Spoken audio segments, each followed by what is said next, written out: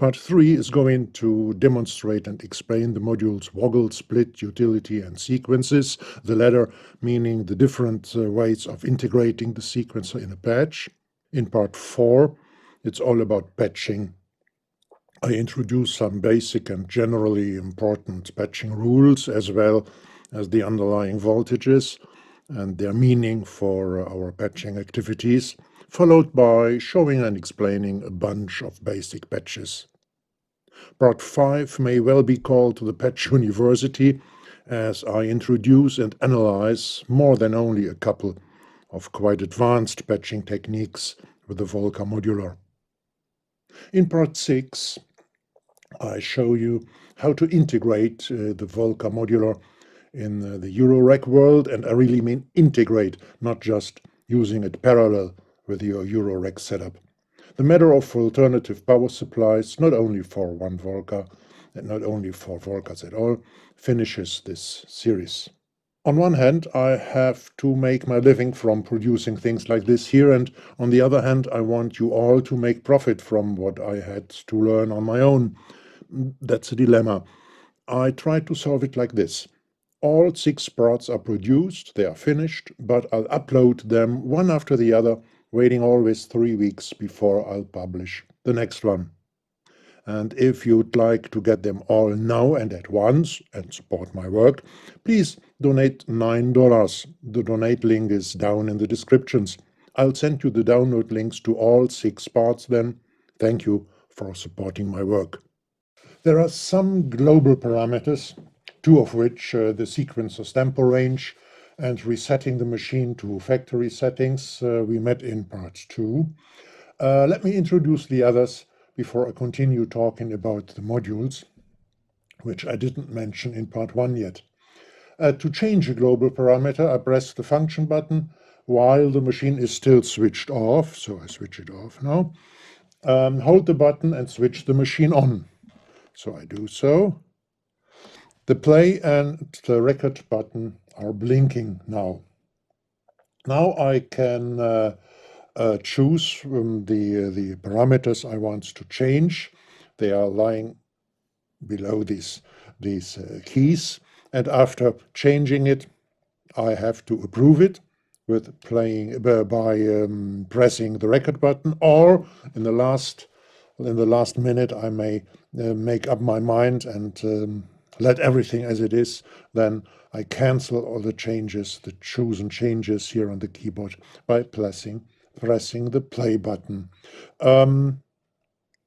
Last time in the last part, I changed the range of the clock from 56 BPM to 240 BPM range to a range of 10 beats per minute to 600 beats per minute. And let me change it backwards to the original range of 56 beats per minute to 240 beats per minute by pressing the key number 5 and approving it. And now, when I play the play button of the sequencer, and this is the lowest rate, the slowest clock possible with this smaller rate. All right. The Volca Modular switches itself off after 4 hours of inactivity, let's say because of one of my numerous grandchildren came to see me unexpectedly. That's the way they come most of the time, and wanted to play, the younger ones, or to talk, the older ones.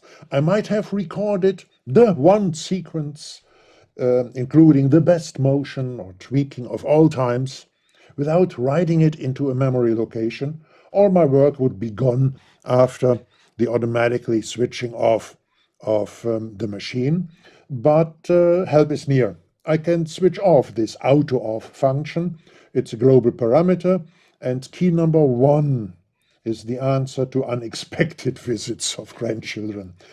Touching it in global parameter mode switches between auto-off is active, LED, the LED under key 1 is lit, and auto-off is inactive.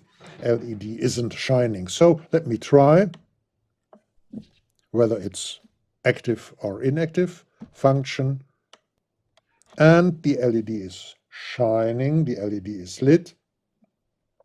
So auto off is active. If I didn't do anything with this machine, after 4 hours, the machine would switch itself off. All right. If you run the Volca Modular on batteries, the machine will tell you the level of your batteries when you turn the machine on. Let me cancel. I don't change anything. Now let me cancel it. Switch it off. When I switch, if I had the Volca running on batteries, the number of LEDs which are lit for a moment after switching it on shows the status of the battery, the level, how full the batteries still are. So I switch it on and you will see all are lit, but it doesn't say anything because I'm running the Volca with a power supply, and even if I had batteries inside, in the moment when I add the power supply to it, the indication here doesn't always say full, even if the batteries are completely empty, because the machine gets its power from the power supply, of course.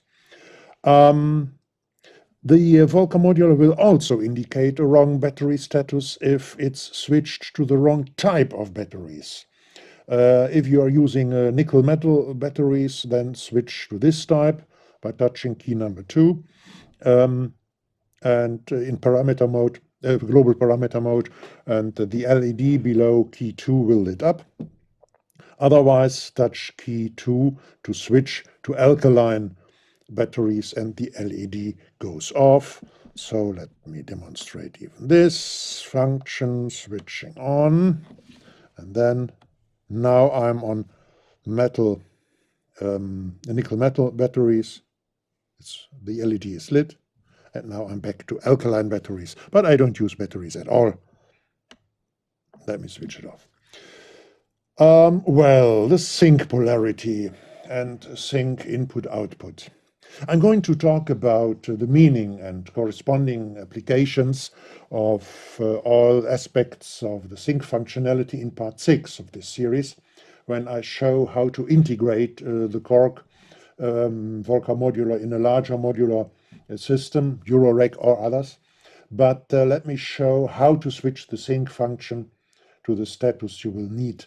A sync impulse can be negative, meaning it falls, or positive, meaning it rises from a certain level. By default, the Volca Modular's sync impulses are positive peaks, they rise. We can switch between rising and falling sync impulses in global parameter mode by using key number 3 for sync pulses that the machine sends out, goes away, and to the world, and with key number 4 for sync impulses which the machine receives, which the machine shall react to, shall accept. A lit LED means fall mode, so let me once again change to global parameter mode. Both active play and record button are blinking. So key number 3 and key number 4, both LEDs are not lit, so we are on rise mode. I can say, for example, the Volca shall send out a negative, a falling sync impulse, but accept, key number 4, positive, or both negative, or the other way around. The Volca sends out a positive but accepts a negative sync impulse. All right, but let me cancel it again. Yeah. Well, what else? Yes, of course. With key number 8, the manual says key number 6, but that's not true. With key number 8 here, we determine whether the machine shall send a sync signal at each step or only on steps with odd numbers, step 1, 3, 5, 7, 9, and so on and so on. A lit LED below key number 8, when in global parameter mode, indicates synchronization on each single step. By default, let me switch the machine off, it is only synchronized at each odd step, each second step, 1, 3, 5, and so on. Let me show this function. So the LED below key number 8 is not lit. Synchronizations every second step. And now synchronizations each step because the LED is lit, but I don't want this. So the default mode is every second step. Step 1, 3, and 5. Okay, so, but I don't want to change anything. Cancel it here. All right, let me start talking about the modules Woggle, split, and utility, and the sequencer outputs. Here, there will be some patching going on now in this part to demonstrate how these modules work. But please keep in mind that the systematic and far more detailed approach to patching will be made in the next parts, in part 4 and in part 5 of this series. The sequencer clock unit first. There's 1 input and 5 outputs in this section. Signals reaching the input here, the leftmost patch point, modulate the rate of the clock. Let me patch the attack release function generator, the right one, as an LFO. I did it in part 1, so I won't explain it again. And feed the output of this self-made LFO into the input of the clock. Let me at first start the sequencer.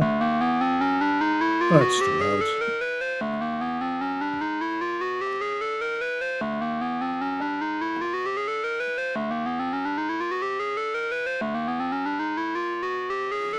So, and now you see and hear that this self-made LFO modulates the clock rate.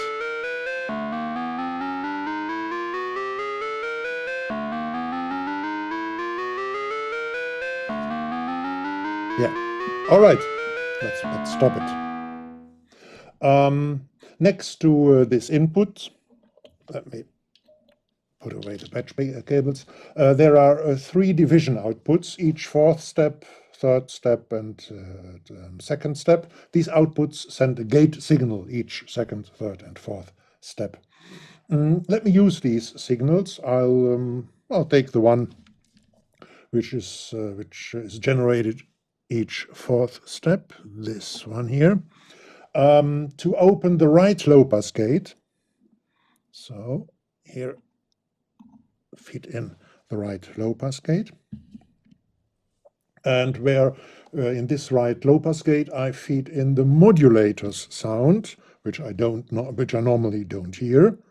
So this one here into the signal input. It's a little bit fiddly, but doesn't matter. It's no problem. So yes, and I close the cutoff gate, the low-pass gate, where the carrier signal is by default routed to. Oh, but I change the length of the gate to long. And you see, every 4th signal, every 4th step, we hear the signal of the low pass, of the modulator. Now, let me blend in the signal from the carrier. And now I have both. Every 4th step, the modulator, and every step, each step of the sequence, the carrier, of course. When I use, let me stop it. When I use the gate output of the sequences unit here instead, we hear both the carrier and the modulator with each step. So let me do this. Or let me do it while the sequence is running.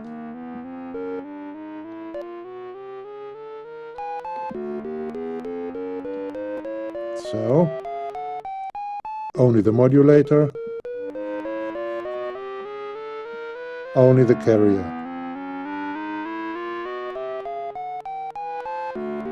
With each step when I use the gate output. All right, so let me stop it. But there is also another pitch output. It's the rightmost one here. Let me put this away. And pitch output. Well, higher pitch means higher voltage. More about voltages in part 6 of this series. But you may have heard of 1 volt per octave characteristics and things like that. I can use the pitch output to modulate, for example, the low-pass gate, therefore, because higher pitch means higher voltage, means the gate opens more. With lower notes, lower pitches, meaning lower voltages from the sequencer, the gate may close completely or open only a bit, whereas the notes getting higher and higher, the gate should open more and more. Higher notes should mean higher volume this way. So let me try this. So here is the free end. Put it into the pitch output. Turn down the cutoff gate, the low-pass gate of the left LPG to have only the signal of the... no, I do something else. No. I do something else. I use the carrier. I put the carrier into the low-pass gate and just start now. I don't hear anything. I can't hear anything.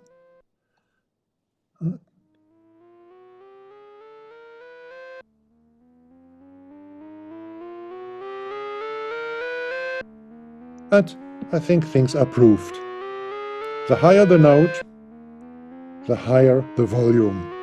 And when I put the cutoff gate a little bit lower, the lowest notes are not heard anymore.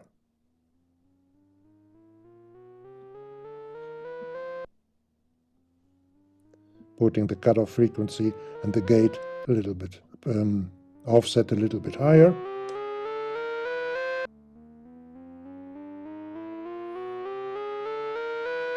Okay, well, things are proved. And I have stopped the sequencer, and something interesting. We discover something interesting. We discover that the signal keeps sustained even with the stopped sequencer, even with no further signals coming from the sequencer. This is different, of course, with the gate input. More output, sorry. More about the sequencers, the sequences unit here in the next parts. Let me now rather proceed to the next unit, to the Woggle unit. The Woggle module is a sample and hold unit which additionally offers a pink noise output, pink noise according to the manual. Let me start simple. Let me start with the pink noise. As noise is generated by a voltage with very fast but randomly changing amplitude, the resulting spectrum of a voltage-controlled source of sound modulated by such a voltage is a broad-band sound of fast and randomly changing frequencies, pitches, known as white noise. White, because all audible frequencies are more or less equally distributed across the spectrum, but with changing amplitudes, of course. Another kind of often used noise is called pink noise. Here the higher frequencies are more or less subdued. The spectrum bottoms out at higher frequencies. The noise generated by the Volca Modular is not a typical pink noise, even if they call it pink in the manual. The spectrum shows it. This kind of noise is called brown noise. It's still a bit, well, warmer than pink noise.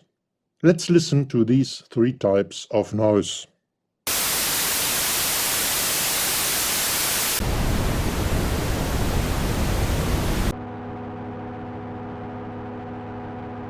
Just for completeness, there are more categories of noise types.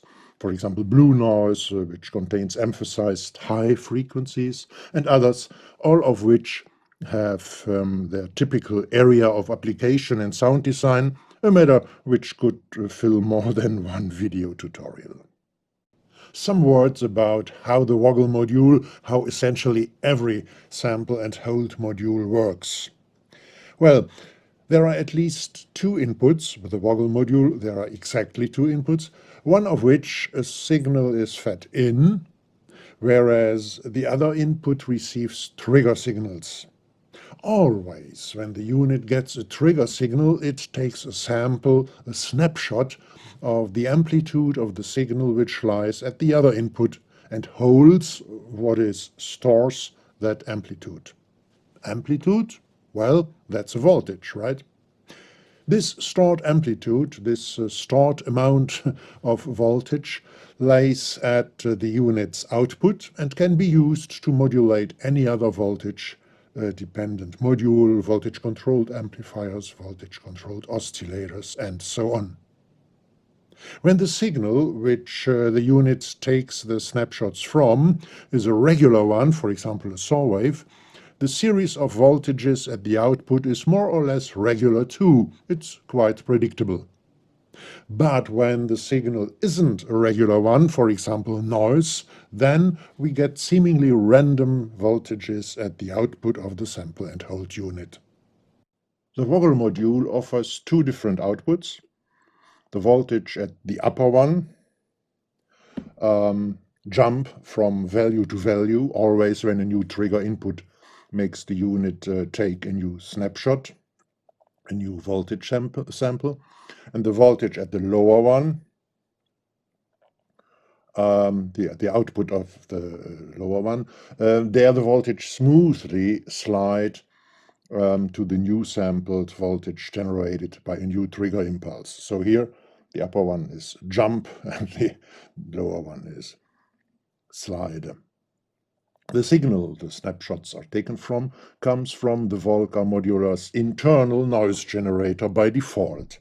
We get random voltages at the Woggle's output, therefore, random voltages which I can use to, for example, modulate the overall pitch of the source module. Let me do so. So I take the jumpy upper output and patch it into the pitch, the general pitch. And always when I touch a key, I get a different note then. I can, instead of touching the key, quite often I can just start the sequencer. All right. The only thing I need to do is, well, trigger the signal, and I can do this, as you saw and heard, by touching the keyboard or by starting the sequencer. And the same with the smooth output. Let me change it to the lower output. Or with the sequencer.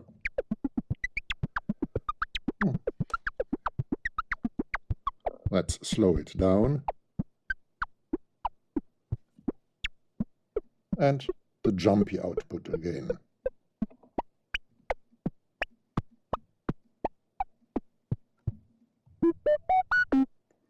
And the smooth.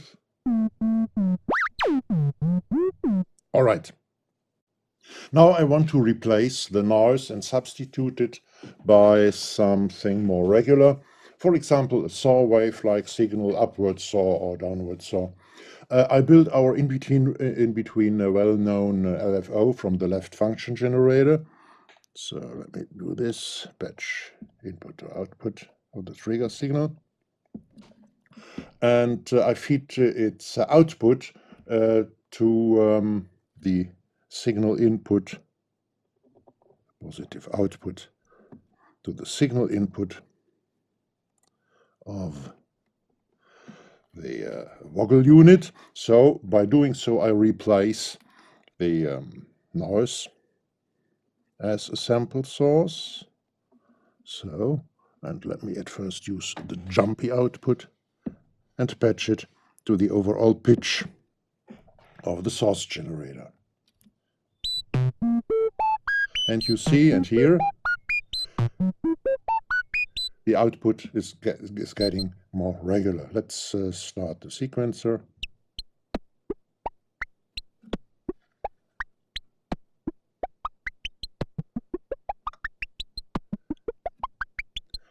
And I can change the shape to downwards slope. Now the knob is completely to the left, and you hear the sequence goes down. And the other way around, upwards slope, the sequence goes up, of course.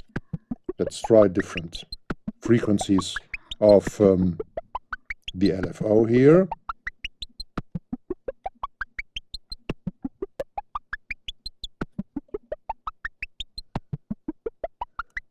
And very fast ones. So you see, and here the sequence changes a bit, but it's regular. I can use the LFO to produce the trigger signals instead of the signal where the snapshots are taken from. So trigger input to trigger output. And yeah, and the output of the LFO, the positive output, I couldn't take the negative as well, to the trigger input, the lower of the two inputs. Now the sample is taken, the snapshots are taken from the internal noise generator again, but the sample rate is triggered by the LFO. Now I take the jumpy output again and patch it to the overall pitch of the source generator. And now I need the keyboard only to open and close the LPG gate. I can leave my finger here on the keyboard. Trigger frequency.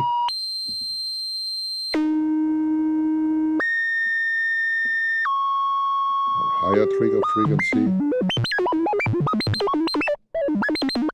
And you see, it doesn't matter where on the keyboard I touch the keyboard. It's just the keyboard I need only to open and close the LPG. There are other ways to do so. Okay, but this is already a matter of part 4 of this series, where it goes to systematic, where it is about systematic patching. Okay, let me rather proceed to the split module here today in this video now. The split module is a multiple when operated left in, right out, and a signal mixer when operated right in, left out.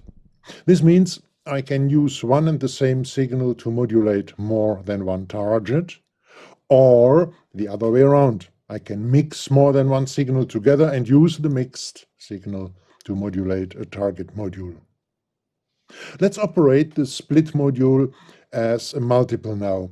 The left patch points are used as input then, and the two right patch points per row are the outputs, delivering two identical copies of the input signal. The two rows, the upper one and the lower one, work independently from each other. The split module delivers two multiples or two signal mixers, or one multiple and one signal mixer therefore. Or one multiple with three outputs, when I patch it like that. Or one signal mixer with 3 inputs when I patch it like this. Let me patch the the split unit, as a multiple at first. First I set up a modulation source, the well-known LFO, and I could, for example, the plus output of my self-made LFO, could put it directly into the pitch input of the source, but I don't. I lead it through the split unit, so from the output to the input I use the upper row, to the input, the leftmost patch point of the split unit, and from there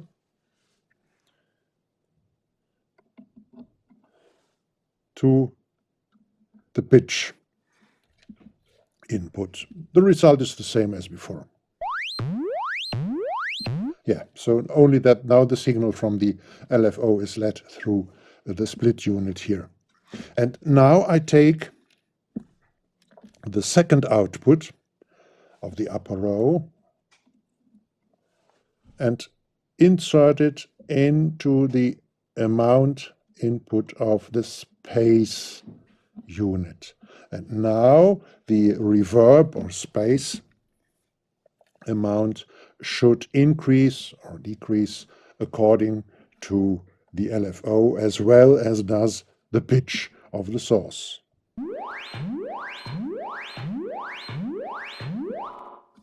And with different shapes.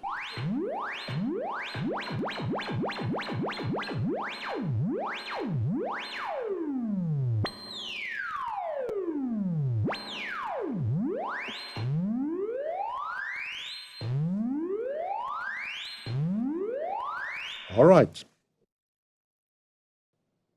Instead of using this signal, the second output of the split unit, to control the space out, I could control the LPG, the level of the LPG, causing that I don't have to touch any key,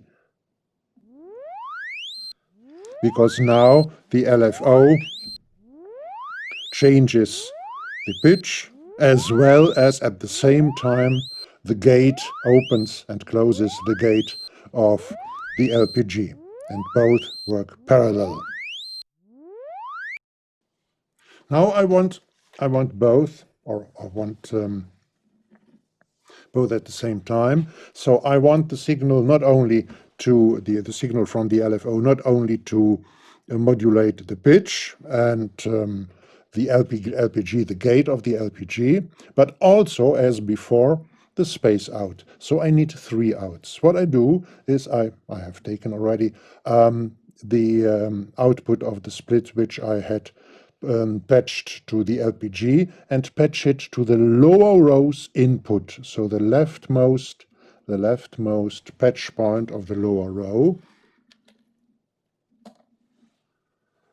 Now I take one output from the lower row and patch it into the space unit, and the other output, we have my cables here, the other output from the lower row, it's extremely fiddly, okay, here, and patch it into the LPG's level patch point.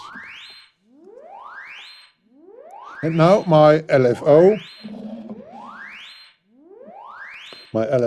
is, I have to put away the lamp, my LFO is modulating three targets: the pitch, the gate of the LPG, and the space out. Now I want to use the split unit the other way around.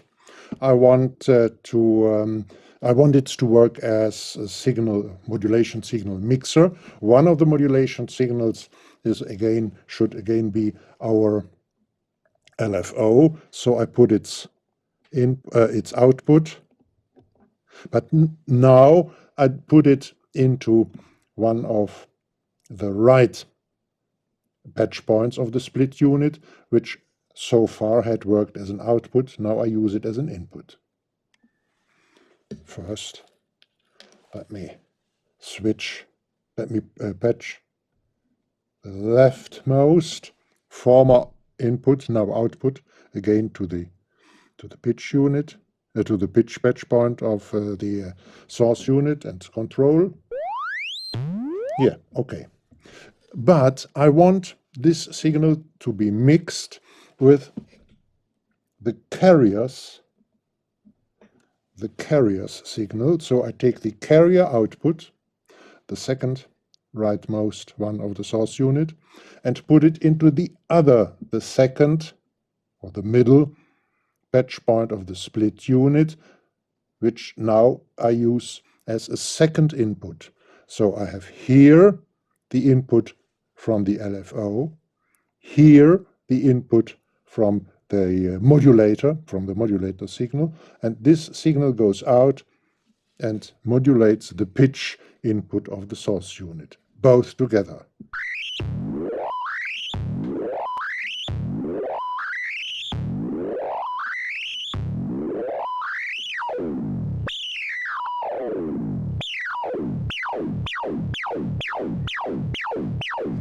So, let me use it. Now it's only the modulator modulating the pitch,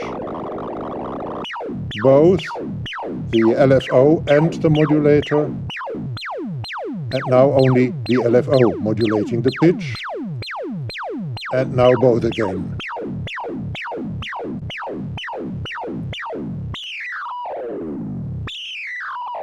All right.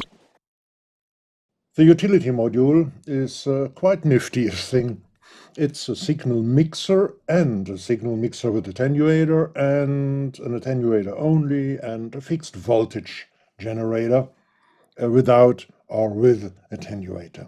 Let me start talking about these aspects individually. Last mentioned aspect first.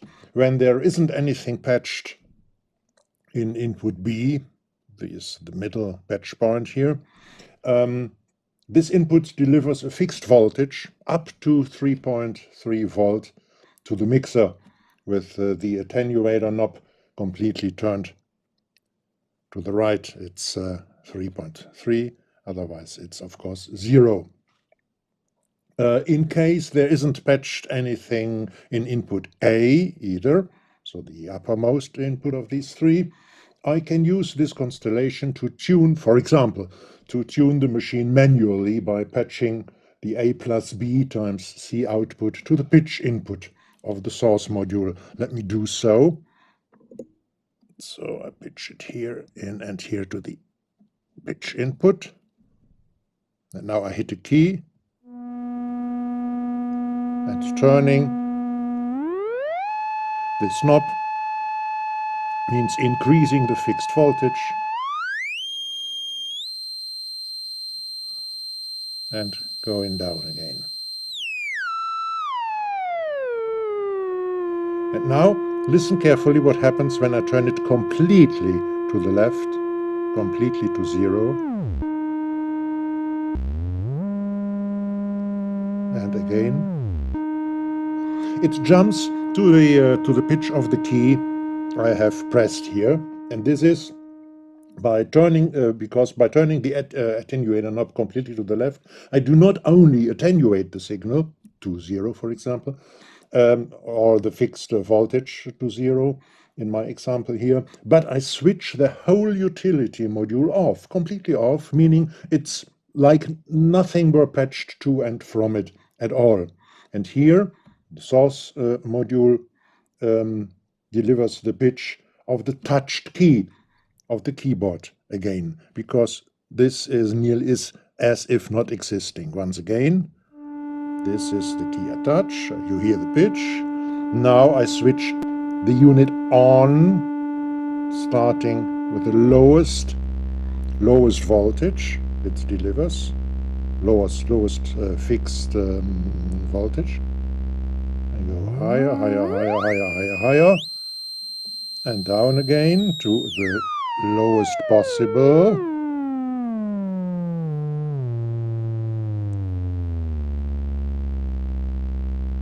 And then suddenly, when it's completely switched to the left, the pitch of the touched key prevails again. I can use this constellation even for other things, of course. For example, to create a second volume knob by patching the A plus B times C output into the gate, the amount input of the LPG. So now I don't hear anything. Now I turn it up. Yeah, the gate gets more and more voltage, and so it opens more and more, as well as the cutoff frequency of the LPG goes up more and more.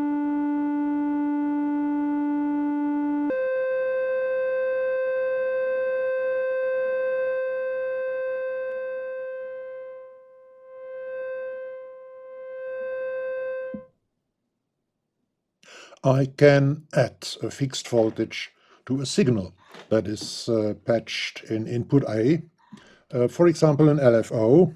So let me patch the LFO again. So, and I feed the output of the LFO into input A of the utility unit. Oh, it's still patched to the gate, but I would prefer to patch it to the pitch. So, so the LFO now is going through the cutoff unit, the cutoff unit, through the utility unit. So A is led through the unit without any changes modulating the pitch. So from the LFO to input A of the utility to output A plus B times C, but there isn't anything at B, which means a fixed voltage, but the attenuator knob is at 0, and from here to the pitch. And now I turn up the attenuator knob, adding more and more fixed voltage to the signal of the LFO, which modulates the pitch. So let's listen to it.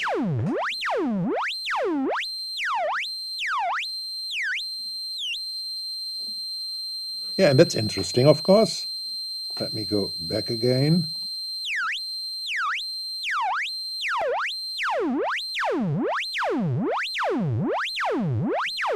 Yes. All right. What's modulated here is the lower border of the possible pitch, by adding a fixed voltage to the modulation, I increase, can you see my hand? Nice, huh? I increase the lower border of the modulation, of the result of the modulation of the pitch, resulting in a constant high pitch at the end. Let me demonstrate it again. I add more and more. I have to explain perhaps a little bit. Even if this it's a matter of part 6, actually, of this series, but a little bit I'll explain here about voltages. The LFO, sorry, I've switched it off. So the LFO produces a voltage from 0 up to maximum 3.3 volt, meaning the pitch goes from minimum to maximum pitch, minimum and maximum according to what the machine is able to deliver. And when I increase this LFO voltage by adding a constant voltage, I can't increase the upper edge, the upper border, because it's already going up to the highest possible pitch, but I can increase the lower one, and I do increase the lower one by adding fixed voltage to it.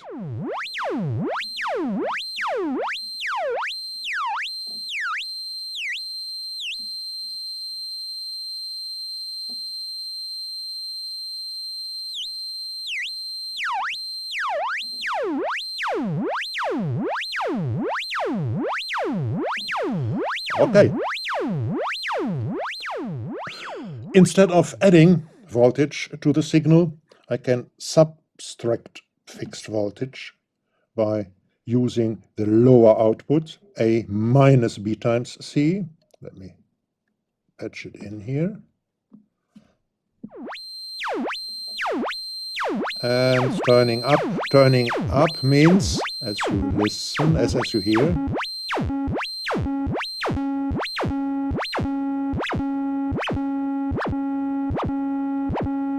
more. I'm turning the knob more and more up.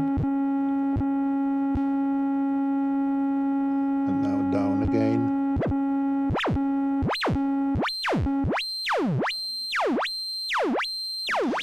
So when I subtract this fixed voltage from the LFO signal, until no oscillation takes place anymore, then I subtract the fixed voltage from the LFO's signal coming from the upper border, meaning when the overall voltage, the result of the LFO's voltage minus the fixed voltage, goes below the lower border, the pitch, the source, the pitch of the source jumps to that pitch which it is producing according to the touched key. So always when you hear it return during the oscillations, return to the pitch according to this touched key, then we know that subtracting the fixed voltage from the LFO's signal crosses the lower border, meaning the lowest possible pitch, the lowest possible voltage this machine can work with. Let's do it again. I go up, go up, go up, go up, go up. So, and once again, when I have the knob completely to the left, it's like nothing were patched at all. So I'm at a very low voltage.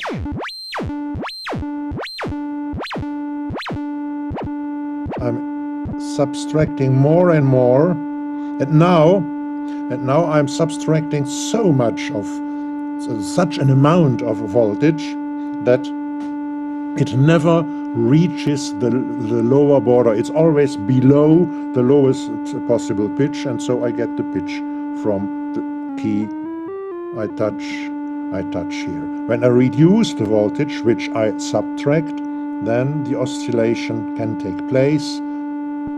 The modulating curve of the LFO is between the upper and the lower borders. Now it's a little bit between.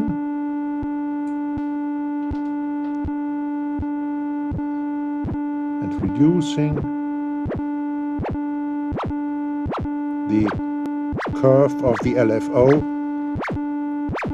moves higher and higher until it's completely between the two borders, and we get only the oscillation of the LFO. All right. And I can mix two signals with or without attenuating the signal, which comes in at input B. Let me use the modulator of the source module again here. The not attenuated signal at input A is still that one coming from the LFO. So I take here the output of the modulator or the source module and patch it into input B. It's the middle one here. Now, input B doesn't deliver a fixed voltage, but delivers that what's patched into it, which is the modulator of the source unit. So, and now turning the attenuator knob, I mix the signal coming from the modulating signal, the pitch modulating signal from the source. I mix together more and more. I mix it in, I fade it in to the signal at input A coming from the LFO. Now it's only the LFO.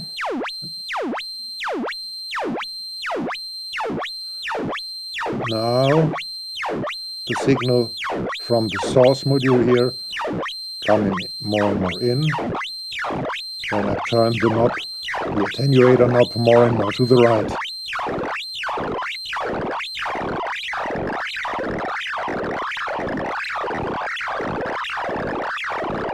And back again.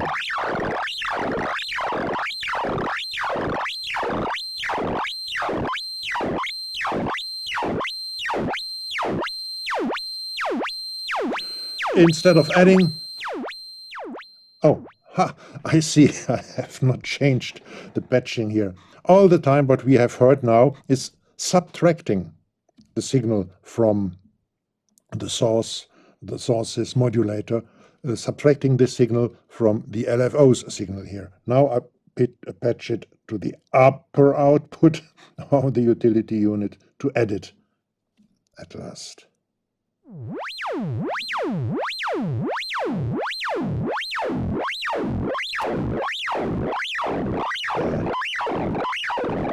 Now we hear both added to each other.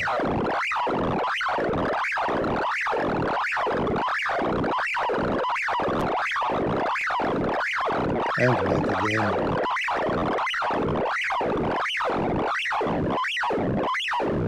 More and more only the signal from the LFO. And mainly, no, not mainly, and now the perfect addition of both signals. Let me show the difference, demonstrate the difference again. I switch to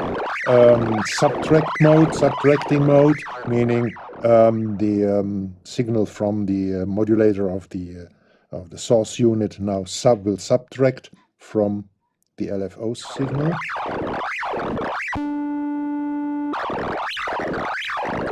Here it's the same, but in middle positions not.